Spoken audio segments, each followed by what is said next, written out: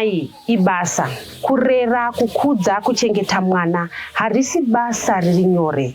Asika tinozoona kuti basa iri rinenge rapetwa kana mai vava kuchengeta mwana ane urema. Mufaro wedu kuva nemi pachirongwa Twice a Mother. Zita rangu ndinonzi Stella Muusha. Muchirongwa chino tinotarisa matambudziko anosanganikwa nawo nanaamai vari kuchengeta vana vane urema. Asiwo tinopemberera hugamba, humare, hushingi huna naamai ava nokuda kwekuti basa ravanoita harisi nyore. Nhasi uno muchirongwa tina baba, nhasi hatina amai, tina baba vane vana. Gotwe ravo Kyle ndiye ane dambudziko resipi. Baba Swisten Jeche vanogara kuzengeza. Ngatinzwei kuti tavaisa pakati pechirongwa cheTwice a Mother baba vari kuti kudii. Nhasi uno paTwice a Mother. Nhasi tina baba paTwice a Mother. Makadinei? Tinofara makadini. Tiripo yedu. Vari sei ana Kyle? Ana Kyle vari rani. Vari nani. Tasvika Kyle ainemi nhasi uno zvichida kuti nhasi uno pachirongwa Twice a Mother tiri kuita nababa Kyle. Pamwe chatoichinja toiti Twice a Father futi. Baba Kyle, iye zvinezvi Kyle ane 8 years. Uye mwana ari kurarama neCP. Imi makazoziva sei kuti mwana ndo zvaari? Makatera achibva kusununguka ndo pakabva kunzi mwana ane dambudziko kuti makatozongozviona mambodzoka kumba? Takatozongozviona rimwe zuva. Akatozvarwa zvakanaka. Hapana kana problem. Madoctors mabooks ake zvese everything is okay. Hapana chakamboonekwa chakashata. But kumba rimwe zuva akangomuka angori quiet. Achingotarisa zviya but asina any chaari kuda kana zvemukaka. Achitori mucheche. Ndofunga after weeks. Achitori mucheche. Hapana chaaida. Amai acho akatofunga kuti vana nhasi mwana ari right haasi kunetsa. Pakatoita basa ravo zvakanaka, no problem. I was there pamba musi wacho. Ndakatotaura naye paside. Ndakatoti but mwana uyu asingamboti nye kana kudii ari kungotarisa chete. Ndomazoti ndopa namai vacho mwana uyu mamboyanzomuona here kuti sei ari quiet kudai. Zvikanzi aingofunga zvaivabatsira vose vanhu vanenge vachiva vari busy. Vakazoti rega ndimugezi. Kumuisa mvura munyika mvura so no reaction. Kana mbopfunduka mvura kana kuita sei kana. Ndipo vakatanga kuita worried. Vakatopanika. Because vakamugeza asina kudii kana kudika. Vakatopanika vakatogumisira vatozoita zvekutofonera bishop wekuchechi. Vakatozouya bishop vaitongori mwana pamwe atofa pamwe. Bishop vakauya vakanamata mumba vakaita sei vakadii. Bishop vakava necasket. Topa vakatozoti time zvakatoitika mahours kuzi kwamakuseni paakazonyatsoti bengeni dzanza tokuma4 manheru. Ndopa akazotanga kuchida kudya kuita sei. Ndopa akatozoiswa dringi nabishop. Do I think pakatangira problem yake. Tinoziva kuti kazhinji kacho kana tawirwa nedambudziko tinofunga zvakawanda. Kunge igwebwe maitofunga kuti hameno zvaitika kumwana zvikuda kuti mwana anamatirwe. Ndo saka vakadedzwa bishop. Pakatofungidzirwa kuti there is something spiritual zvaitika kumwana. Since mwana anga akazvarwa ari right, madoctors akati everything is okay, haana problem yaainayo. Imimi kuona kwamakaita kuti mwana uyu asina kana reaction. Tikaona kuti pamberi pake pane vamwe vana 3. Iyi ndo gotwe renyu. Saka makationa kuti haniye munhu pamwe maimborezvana naye. Musiwo haasi kana kutomborezva. Ndizvo chezvo. Bishop vauya. Mai vakazoenda nemwana kuchipatara here kuti makaenda mese kuchipatara here. Uye vaenda vakasvotsanangurirwa kunzi kudii. Ipapo zvakatopera akaposinza anga akutoyamwa achichiya ndizvo.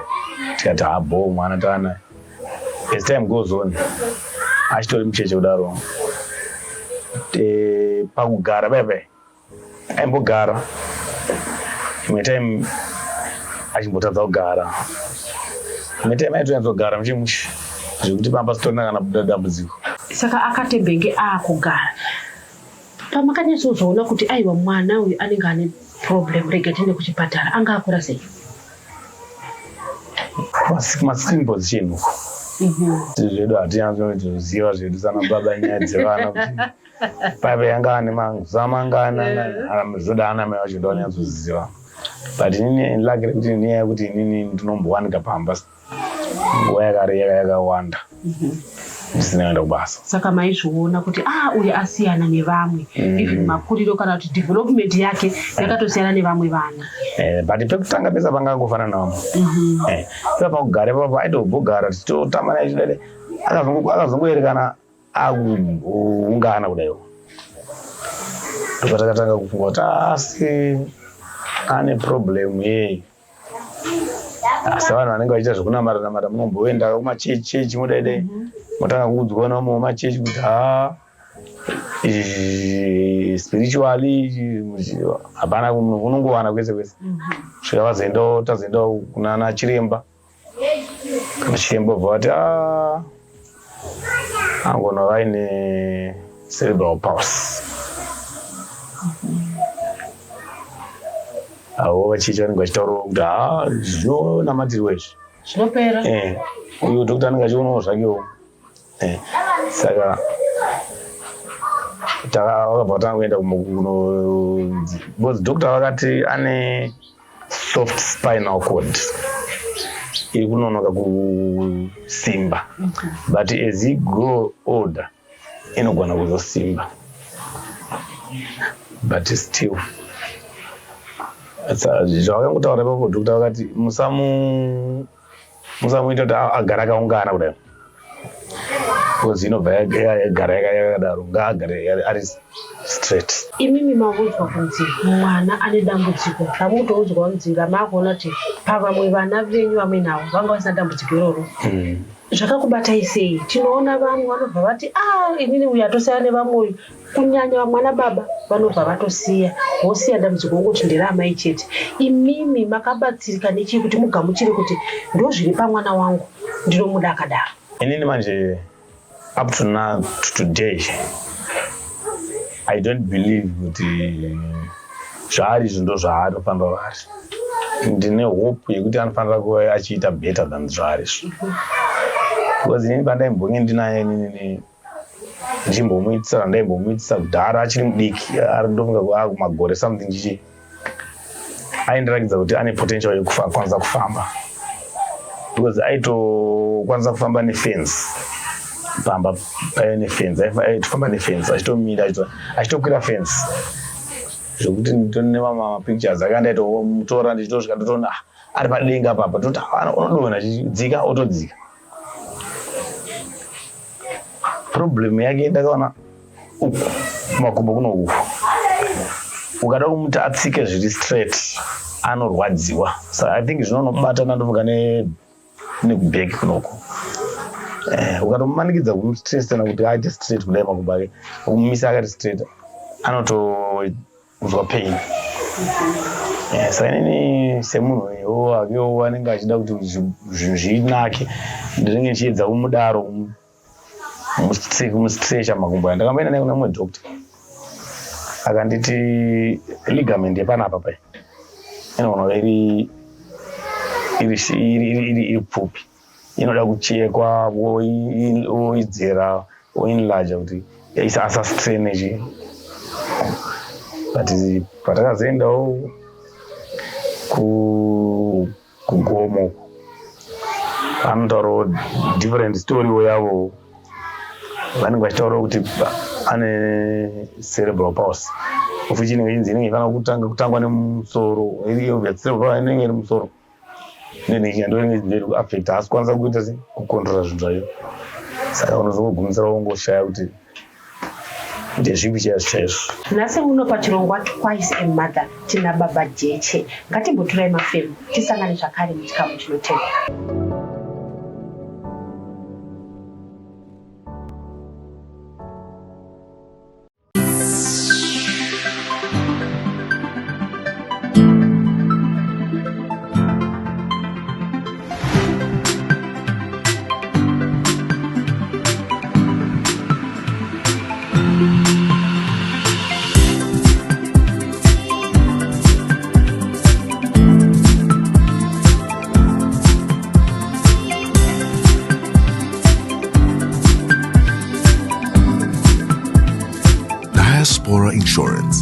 Peace of mind guaranteed.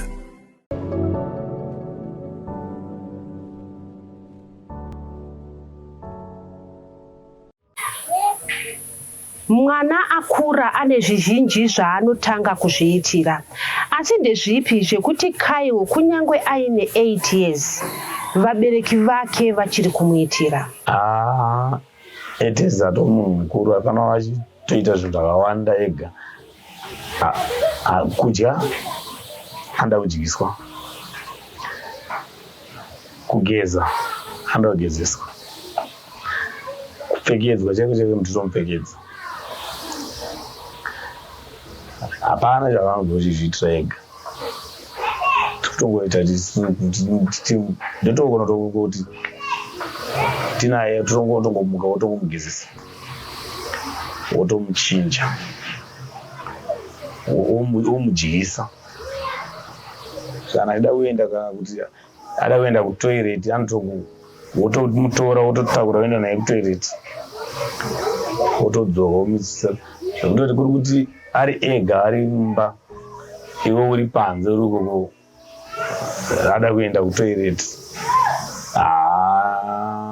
akasakwanisa kukontrola unoona munhu atotamese. Saka akatomesa imimi munhu wamatoklina. Ndotirikone zvesha tasvika mwana ndimi munaye. Mai hapana. Mai vanotoziva kuti kana ndatosiya Kyle nababa vake, he is in good hands. Yeah, obvious. But zvinenge zvakutondikanganisa inini zvimwe zvinhu zvanofanira kuita. Kuenda kuzoto basa rekuona mwana. Vanoida kuti vajeka kuti kana ifana kuchitsvaga kuti vajeka. Nenda kutarisa manje mwana manje. Asi nguva iyoyo kana masana naye saizvozvi sanhasi uno munoita zvese. Obvious. Because hapana zvimwe hapana munhu anengasiri unless patoita sister yake. Ikauyawo sister yake ndomusiyana yacho. Mostly kuti hapo ndikati ndine zvandoda kuita. Po ndoona ngofonerwa kandinaye. Uya kunoku tine zvakadai zvoda kuitwa. Ndikatoregedza kuenda ndotoluza. Saka ndogona kutsvaga kasister yacho ndoti sara nemwana nemumwe wako wosara achibatsirana. Ngatimbotarisai matambudziko amuri kusangana nawo nekuda kwekuti Kyle ane CP. Munoziva munhu ari kukura ezvino akura ane 8 years and is growing very tall. Ane weight more than 25 kgs or more. Toda kuenda somewhere. Ina handina mota. Munhu anotoda mota yekuti munhu unototakura woenda naye kumabhazi kana kuti amai acho kana varipo obereka kumusana. Ati munhu mukuru musana unogumisa vakurwadza pano nepapo vanenge kutaura musana indotakura ndotsigawo kudai.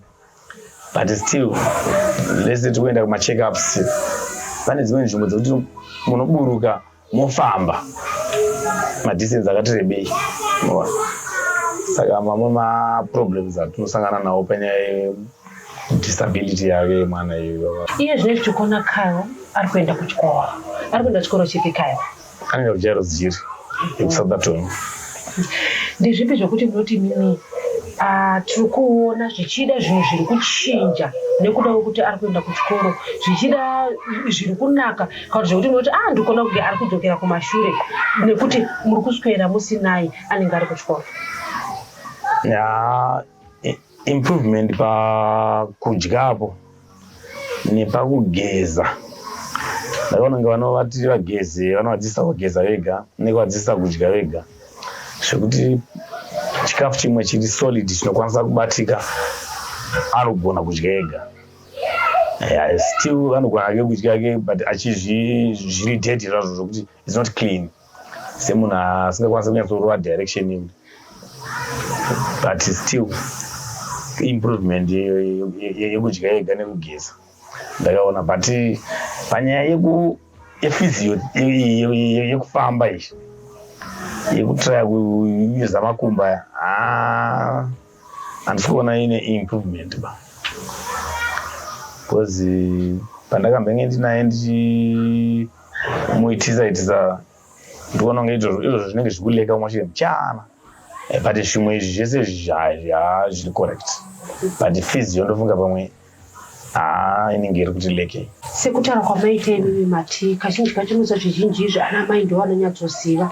Tinoona kuti kazhinji kunoenda vana kumaexercise kuzvipatara kashoma kuti tione varume vakawanda ikoko. Imi makambowana mukana here wokusvika kunoitwa vana vemaexercises kana kuti mai ndiwo vega vanongoenda?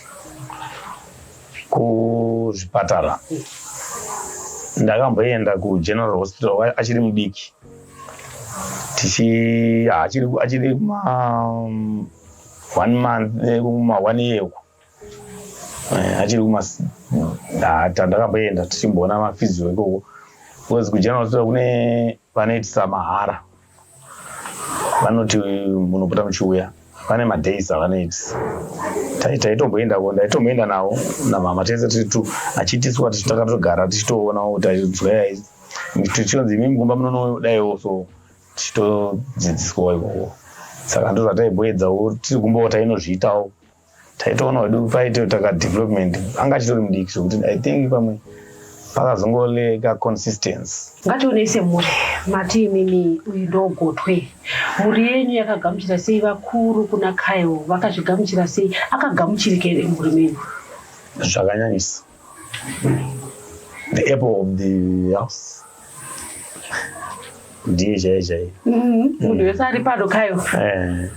Munhu anotobvutirana kana ari kumba kuno. Zvekuti kana ari kumba varipo vese vana vangu handina problem. Vanenge vachitomboita ikoko zvese. Kana akati kutoita vanomunzwa, vanototi aripo, vanozongokondana zvavo sevana, mumwe anenge asingade kuenda. Kana wotozoisawo authority yekuti iwe unobvere mwana kuti atichi muona, but kuri kuti vanoita vese. Kose muri chii chamunoita? Anofarira music here zvekuti munoti dzimwe nguva kana ikatorira dzimwe nguva tinodhensa? Mataura zvakare nenyaya yekunamata. Munoimba here mumba kuti dzimwe nguva dziyo dzekuchechi iye anoimba here, anofanira chii Kai? Kuchechi akangozvarwa achingoendawo kuchechi kunongoenda mama ikoko, kunongoenda vamwe vana muri yese. Saka iye zvechechi zvinotongomunakidzawo, mwana anongoona kunge kagame kanongonakidzawo, so zvokuti anotonakirwa nemusic, anototanga kutokuimbira iwo kutiwo nekuona makatuni paTV. Zvinomuita tena zvokuti kana ukangomisira makatuni aiwa aripo Kaiwo kutongokudedza iye achitoda kuenda kunoita weti zvimwe zvese zvaanenge achingona makatuni ake, kana kuti kuzongoti ane nzara. Tiri muchirongwa Twice in Mother. Ngatimbotorai mafemu tisangane zvakare chikamu chinotevera.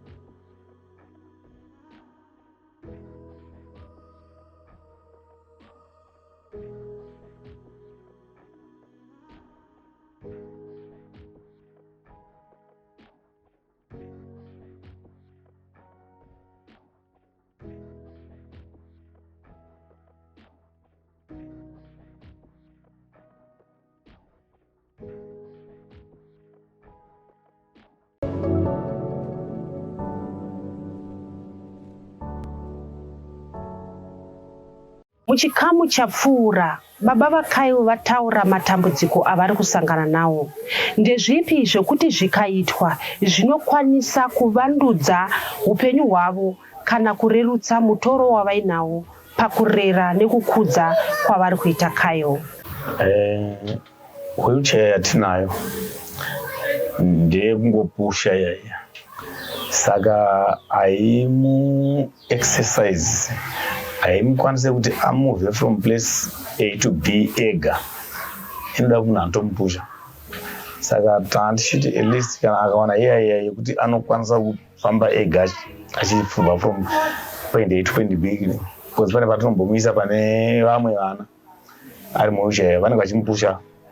Saka anogona kungosiyiwa saka yangu ega kana aine ino anogona kungozomuvha ikaendawo paari kunota despite fact ake yekuti kumubva kwacho chaiko chaiko direction haanyatsokwanisa ake kunyatsoenda direct kwaari kuda chaiko chaiko asi zvinomubatsira from point A to point B plus achito exercise kuti maoko kuchikoro ndaona ane ine chekupusha kudai maybe exercise anoita kuti ajairire nyangwe vachipushwa zvavo ikoko wheelchair yado inenge iri right. Kana ari pawheelchair akaona iye anokwanisa kubva from point A to B, ko iye zvinezvi ngatiti kana ari pasi Kayo anomuvha sei from point A to B? Anokambaira here, anogwesha here, anorola here, anozvambisa sei? Anogwesha because kana ari pasi apa anogara W. Okay. Makumbo anenge akagarira makumbo ndo magarira anoita saka anogwesha kudai akabata kudai sokugwesha kudai vachibva pana pachenda saka izvi zvinoshuka akafa akaita pakadai ano pari rough. Tinoona vamwe kana vaita mwana asiyana nevamwe vana vanomuvharira mumba anenge angori wavo vega pandikunzwa kuti anzi dzimukwa patinombomisa pane vamwe vana zvichinoda kuti Kayo munomumisa pane vamwe vana atori neshamwari here munharaunda dzino?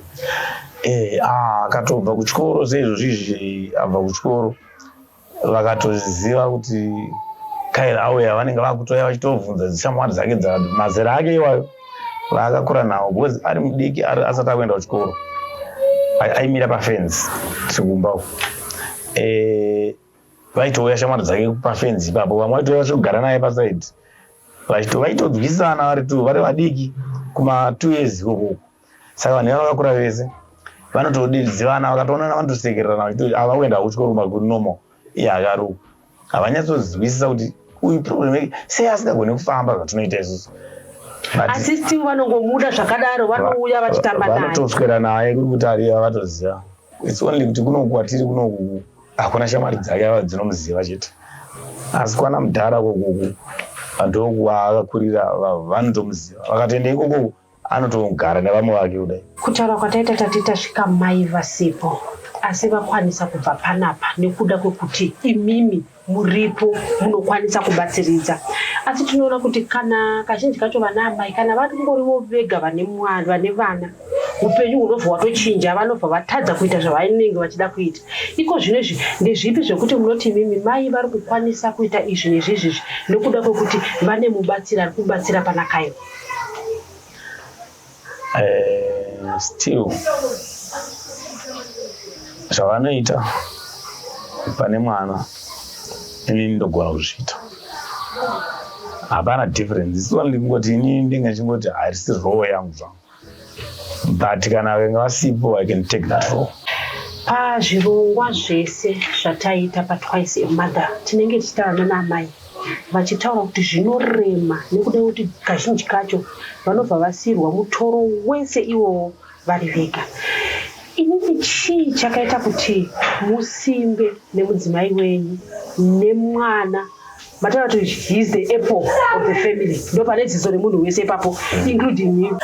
Mwana wangu angofanana mwana wangu and inini ndinongofunga kuti pachangoita miracle yekuti achaita sei achachinja zvaari saka I'm expecting that miracle. Handisati ndadusa hope one day achafamba. But in the meantime you are doing zvamunongoita vana venyu. Yes, I'm helping him kuti miracle yake ichisvika tenge tinaye. Baba Jeche vati vakamirira miracle yemwana hainei kuti ichauya nenzira ipi. Tanga tiri muchirongwa Twice a Mother asi tiina baba vamira nemhuri yavo vanoda mwana wavakapiwa nekuti chipo chinobva kuna Mwari. Zita rangu ndiro Stella Musha. Ngatisangane zvakare svondo rinouya.